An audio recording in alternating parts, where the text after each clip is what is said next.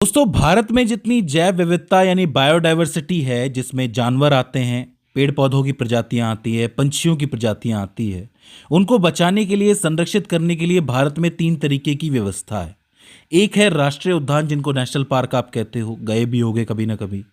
दूसरे आते हैं वाइल्ड लाइफ सेंचुरीज यानी वन्यजीव अभ्यारण्य, और तीसरे आते हैं बायोस्फीयर रिजर्व। वर्तमान आंकड़ों के हिसाब से इस वक्त भारत में 106 नेशनल पार्क यानी राष्ट्रीय उद्यान है, 573 वाइल्ड लाइफ सेंचुरीज यानी वन्यजीव अभ्यारण्य है, और 18 बायोस्फीयर रिजर्व हैं।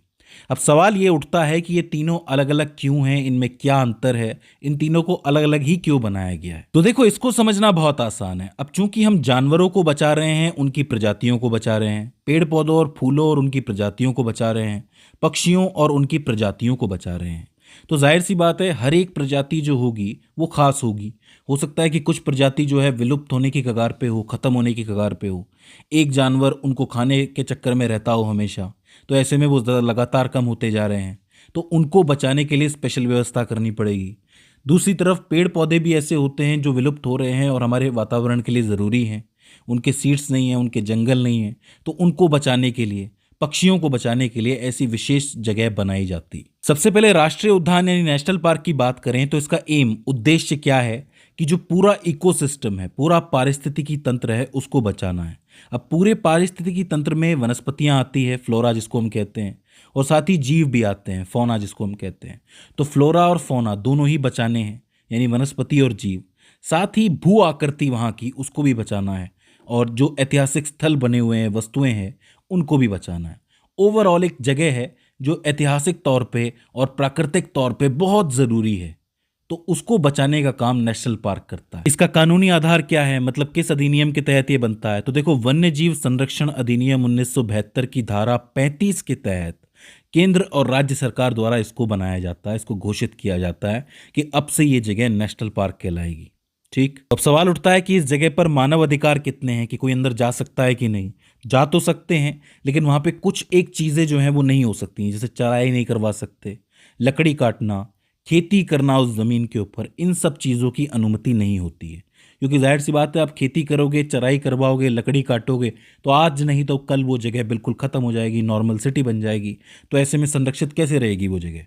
तो इसीलिए वहां पर मानव अधिकार बिल्कुल ही शून्य होते हैं, सख्त वर्जित होता है। सीमाओं की बात करोगे तो कानून द्वारा स्पष्ट सीमा को ही निश्चित सीमा मान लिया जाता है। ये सीमाएं कब बदली जा सकती हैं? एनबीडब्ल्यूएल के कहने पर। एनबीडब्ल्यूएल क्या है? राष्ट्रीय वन्यजीव बोर्ड। उसकी अनुमति के बगैर इस सीमा को बदला नहीं जा सकता। यहाँ पर कोई ज़मीन खरीदी नहीं जा सकती, यहाँ कोई बिल्डिंग बनाई नहीं जा सकती। इसके अंदर की संरचना कैसी होती है? तो इसके अंदर तो देखो, कोई जोनिंग तो नहीं की जाती है। मान लो कि एक बहुत बड़ा एरिया है, तो वो एक जैसा ही रहेगा, हर जगह संरक्षण के नियम एक जैसे ही लागू रहेंगे। इस तरीके से पूरा एरिया संरक्षित रहता है। आकार की बात करोगे तो नेशनल पार्क वन्यजीव अभ्यारण्य की तुलना में हमेशा बड़े होते हैं, अक्सर बड़े ही देखे जाते हैं, या फिर मध्यम आकार के देखे जाते हैं। तो ये नेशनल पार्क हो जाता है। फिर बात करते हैं वाइल्ड लाइफ सेंचुरीज के बारे में, यानी वन्यजीव अभ्यारण्य के बारे में। तो इनका उद्देश्य होता है कि स्पेसिफिक स्पीसीज को बचाना है, यानी जानवरों की या पेड़ पौधों की या फूलों की या पक्षियों की ऐसी प्रजाति जो या तो विलुप्त होने की कगार पे है, या फिर उस जगह के लिए बहुत ज़रूरी है और उसका लगातार शिकार बढ़ रहा है। तो ऐसे में उसको सेव करना पड़ेगा, तो उसके लिए बनाए जाते हैं वन्यजीव अभ्यारण्य, स्पेशली उनको बचाने के लिए। ये उनका उद्देश्य होता है। कानूनी आधार क्या है, कौन सा अधिनियम है? तो वन्यजीव संरक्षण अधिनियम 1972 की धारा 18 के तहत राज्य सरकार द्वारा इसे घोषित किया जाता है। तो याद रखना कि जो वाइल्ड लाइफ सेंचुरी है उसे कौन घोषित करता है? राज्य सरकार करती है। नेशनल पार्क को कौन करता है? केंद्र और राज्य सरकार दोनों करती है। मानव और स्थानीय लोगों के क्या अधिकार होते हैं? तो सीमित अनुमति होती है। जो मुख्य वन्यजीव वार्डन होता है, चीफ वाइल्ड लाइफ वार्डन जिसको कहते हैं, CWW, उसकी अनुमति से कुछ मानव गतिविधियां हो सकती है। जैसे सीमित चराई, मतलब ज़्यादा चराई नहीं होगी, थोड़े से एरिया में चराई करवा सकते हो, इस टाइप की अनुमति CWW देता है। इसके अलावा सीमाओं की बात करोगे तो इसकी सीमाएं अक्सर अच्छी तरह निश्चित नहीं होती है या कानून में कम कठोर होती है। सीमाओं में जो परिवर्तन करना होता है वो थोड़ा आसान होता है, बशर्ते NBWL की मंजूरी होना ज़रूरी है, यानी उसकी मंजूरी यहाँ पर भी लगती है। तो इसे आपको ध्यान में रखना है। बात करोगे इसकी जोनिंग के बारे में, तो अंदर कोई आंतरिक जोनिंग नहीं होती है, इलाका एक जैसा ही होता है। इसके अलावा वन्यजीव अभ्यारण्य अक्सर आपको छोटे देखने को मिलेंगे, काफ़ी छोटे देखने को मिलेंगे या मध्यम आकार के, जैसा कि मैंने आपको बताया कि नेशनल पार्क से तो छोटे ही होते हैं। फिर बात कर लें बायोस्फीयर रिजर्व के बारे में, तो इसका क्या उद्देश्य होता है? तो देखो, इसका उद्देश्य होता है संपूर्ण जैव विविधता, जो बायोडायवर्सिटी, पूरी बायोडायवर्सिटी है, उसको बचाना। इसके अंदर मानव समुदाय भी शामिल होता है। जैसे जंगल के किसी हिस्से के अंदर आपने देखा होगा कि कोई विशेष ट्राइब रह रही हो या लोग रह रहे हों जो वहाँ के आदी हो चुके हों, तो उनका भी संरक्षण इसके अंदर आता है। पेड़ पौधे, जानवर, पक्षी तो बचाना ही है, मानव को भी बचाना है, उसका भी विकास करवाना है। दूसरा कानूनी अधिकार क्या है इसके अंदर? ये एक अंतर्राष्ट्रीय पदनाम है। इसे यूनेस्को के man and biosphere MAB programme के तहत मान्यता प्राप्त है। हालांकि भारत सरकार जो है इसके अंदर अपनी अधिसूचना जारी करती है कि ये जगह आज से एक बायोस्फीयर रिजर्व है। अब इसमें जो मानव अधिकार होते हैं, यानी कि स्थानीय लोगों के क्या अधिकार होते हैं, तो देखो इसमें 3 जोन बने हुए होते हैं मेनली। सबसे बीच में होता है सबसे छोटा कोर जोन। कोर जोन के बाद आता है बफर जोन।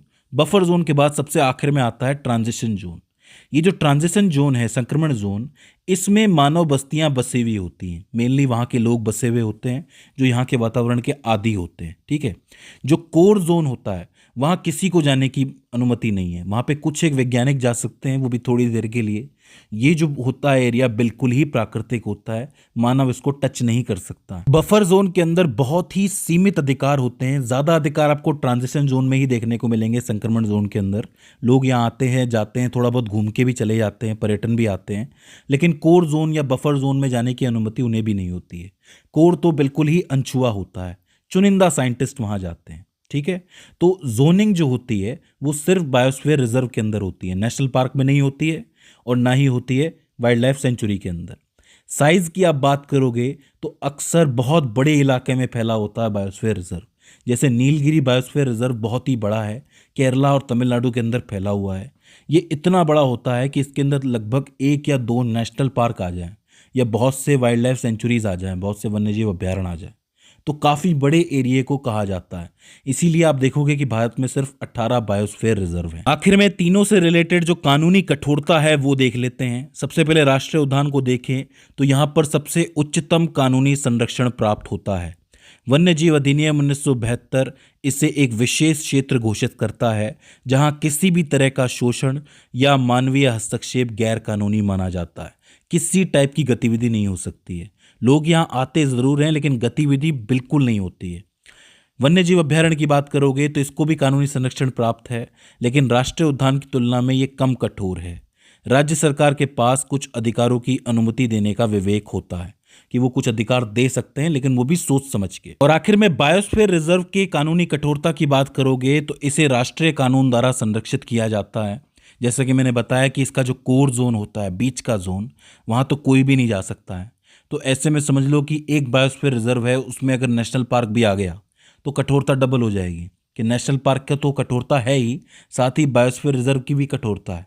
तो ऐसे में इसकी कठोरता भी बहुत ज़्यादा होती है। हालांकि बायोस्फीयर रिजर्व की जो मेन कोशिश है वो ये रहती है कि मानव और पर्यावरण का तालमेल बैठाया जा सके कैसे भी करके। तो दोस्तों, मुझे उम्मीद है कि आपको राष्ट्रीय उद्यान, national park, wild life sanctuary, वन्यजीव अभ्यारण्य और बायोस्फीयर रिजर्व, तीनों के बीच का अंतर स्पष्ट हो गया हो। तो मुझे उम्मीद है कि ये वीडियो आपके लिए हेल्पफुल साबित रही होगी।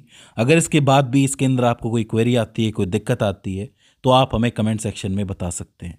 तो दोस्तों, आज की इस वीडियो के अंदर बस इतना ही। See you in the next one.